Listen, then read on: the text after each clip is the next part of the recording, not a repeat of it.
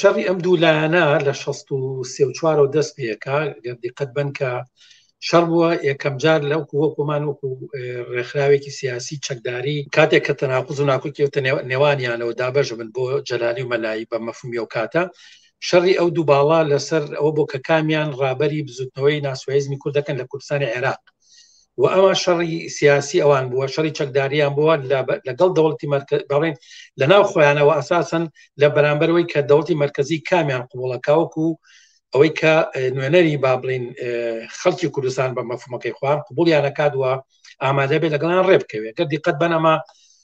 دەورانی جۆراجۆری تێپەڕاتەوە مەسەن دەورانێک ساڵی هەفتا کە دوای ئەوەی کە حکومەتی مرکزی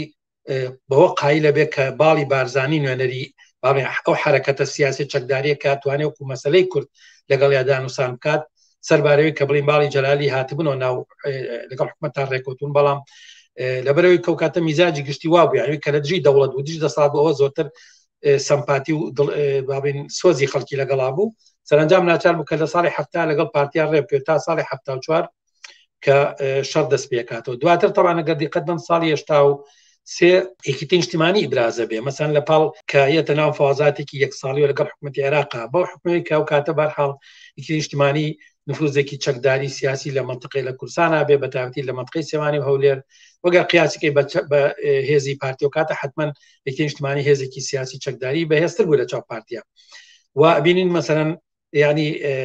حکومەتی عێراق لەگەڵی فەوازاتەکە بەرحاڵ لەم پرۆسەیە ئەخیرەن ینی سەرنجام بە ساڵی 91 کە دوای ئەوەی کە ئەم دوو هێزە مەجبورە بن بۆی کە درێژە بە چالاکی خۆیان بن چالاکی سیاسی چەکداری خۆیان بن نەحێک لە ئیتفاق بکەن ینی دوای نزیکی ئەتوان بڵێم نزیکی 30 ساڵێک یا با بڵێم 20 ساڵێک لە شەڕ و کێشمەکێش و ڕێکەوتن و شەڕ و کێشمەکێش و ڕێکەوتن سەرنجام ئیتفاقیەکن کە بەری کوردستان پێگەن و لەبەرەوەی کە مەسەن معلوم نییە ئوفقە هیچ ئوفقە لە بەردەمیان نامێنێ مەسەنەوەی کە هیچ هێزێکیان هێزی ئەو هێزەی نییە کە وەکو هێزی ئەسڵی تەماشا بکەوت کە بتوانێت دەوڵەتی مرکزی قبوڵی کایانەی کانی ئیدعاکانیان بە جۆرێک ئەچێ پاشەکشاکە بە حکومی وشکستانی بەسەریانێ بەڵام ساڵی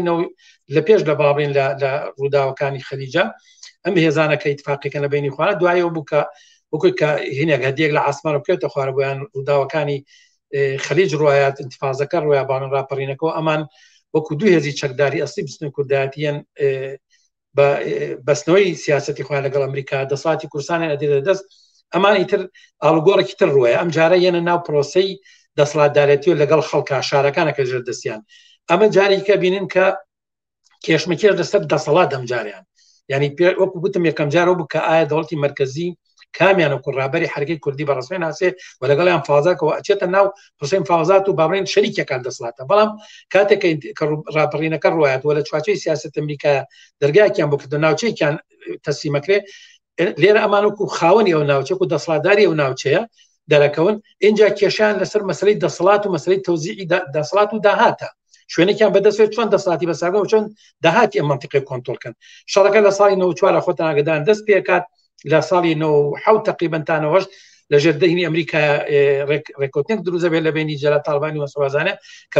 دواتر سەر کێشەتە ڕێکوتنی ستراتیژی وە بۆ ماوەیەکی تر ئەمان بێدەنگە بن یعنی شەڕەکانیان باڵین کۆتایی پێت بە جۆرێک کە پێم وایە لە چوارچێی ستراتیژی ئەمریکا بووە کە ئەمریکا حتمما ینی ئەو بەرنامەی هەبوو کە بە جۆرێک فشاری ئەمان وەکو هێزی فشار لەسەر حکومەتی مرکزی بیاتەوە بۆی پێویستی بۆ بکەم دوو هێزە بە جۆرێک منطقی کوردستان کۆنتڕۆل بکەن و ئەمانەت هینێکی تیابێت نوعێک لە ئەمانەتی تیابێ ئارامی تیابێ بە تایبەتی کە سیوەی دەستی حکومەتی عێراقی درێژ کرد مەسەن ئەوەی کە بە پشتیوانی پارتی بێتەوە هاوکاری پارتیانی فەزاک دروست بوو کە ئەگەریەوە بوو مەسەنەی کێرم هێزان لەگەڵ حکومەتی عێراق ڕێ بکەوێت بۆیە مەسەن ئەمریکا بەڕێی من پەدەی کردەوەی کە فەزاکە ڕاگەی بۆ جۆرەکەم دوو هێزە مەسەن نەچنە پاڵ حکومەتی عێراق یا مەسەن پارتی زیاتر نەڕوا بۆیە ئەمانەی بە جۆرێک خستەنەوە فەزایەک کە ڕێکوتن ڕووبا دوایە ڕووداوەکانی ساڵی 2023 ڕوا جارێکی کە ینی ئەمان بە جۆرێک دانیش مشارەکان لە دەسڵاتی مرکزاکوێت دەست نەگەن لە کوردستانی عێراق بەڵکو پێگەیەکیان لە ناو سیاسەتی عێراق پێگەیەکی گەورە پیاکەن بە تایبەتی کە کاتە حکومەتی بەعزەر و خێوەناسازمی عەرەب تووشی شۆگە بێ مەسەن هێزەکانی ئامادەی ئەوتوانیە ئەمریکا بە پشتبەستن بە یەکێتی و پارتی وەکو دوو هێزی ئەسلی لە سازدانەوەی دەوڵەتی عێراقیە بەرحاڵ جارێکی کە مەسەن ئەمانە ئیتفاقێکن ئەمە بەسم پرۆسەی ڕێکەوتن و کێشمەکێش بووە لە دوای نەویەکەوە لەسەر مەسەلەی دەسەڵات و داهات و کۆنتڕۆلی ئیقتصاد و سیاست لە کوردستانی عێراق دواتیش بە جۆرێک يعني نفوذیان کێشێتن بەعزی ناوچەی ترکە پێشتر نەبووە وەکو کەرکووک و ناوچانی کە بە ناوچەی جێناکۆک ناوەبرێن ئەمان هەمیشە لەم هینا بوون لەم کێشمە کێشا بوون ئێستا بە بڕای من کێشمەکێش ئێسیان لەسەر تەقسیمی دەسەڵات و داهات یعنی ئەوەی کە مەسەن کامیانەوە بە خاوەنی قەزەی کورد ئەم مەسەلێ تەواو بوو بەتابەتی دواوی کە جەلال تاڵبانی ئەترافەکە بە جێگە و پێگەی پارتی مەلا مستەفا وەڵێ من غەڵەت بووم کە شەڕم کردو لەگەڵیا نی بە جۆرێکەوەی قبول کردووە کە پارتی هێزی یەکەمە و ئەو يعني برين لا رابطه بهر دولتي مركز بيار شونه به دولتي كبه يعني وكو دو هزي سياسي ناسيوناليزم كرد قبول يعني كلو جيجو بيغي بارتي وكو هزي كم قبول بلام اما الغوري بسرات ودوي نماني جلال طالباني برحال و اشقاقاتين كتو ناويكيتي ودور نقشي بارتي بولا واسكني كيتي برحال بروسكي زياده تنكرتو ومثلا في شاركاني بارتي بوسري كيتي بجورك نقروي وكو هزي كي درجه دو هزي يعني دوام عفوا لناو ساحی سیاسی عراق ولا مسئله ارتباط لەگەڵ دەوڵەتی مرکز دەوڵەتانە دەرکەوێ بەڵکو وەکو هێزێک کە چۆن هێزەکانی تر مەسەن وەکو حزب وەکو گۆڕان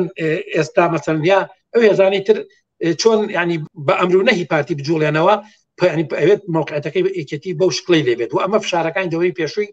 پارتی بوو لە سەرکێتی و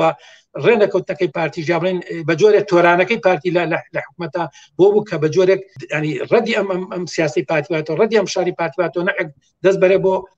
کارتی فشاری تر بۆی کە بتوانێت ئەم تەوازنە بە جۆر ڕاست بکاتەوە ئەمە بە بڕوای من چۆنە جەوهەری کێشمەکێشی ئەوان پێگەێنێت لە ماوەیەکی دروستەکە کتۆ باسە کرد دەورانێک بۆی کە هەرێک کامیان ئەبن بە نوێنەری حرەکەی کوردی لە رابطە بە دەوڵەتی مرکز دەوڵەتانی ناوچەکە و دووهەمیان لە پرۆسێکی دیاریکراوە کە ئیتر جۆرێک منتیقەکەی لە دەستیان و لە ناو شارەکانە حاکمیەتی دەستیان کێشەکە بە بڕوای من لەسەر بێت کە کامیان خاوەنی ئەسڵی کوردستانە دەسەڵاتی بەدەسەوەیە و کامیان کۆنتۆلی کوردستان ئەکات و کامیان قسەی ئەڕوات لە وەکو دەسەڵاتداری کوردستان ینی کێشەکەیان ئەبێ بەمەوە کێشە لەسەر تەوزیعی دەسەڵات و داهاتە بێت لە کوردستانی عێراق و لە رابطە بە دەوڵەتی عێراقیشەوە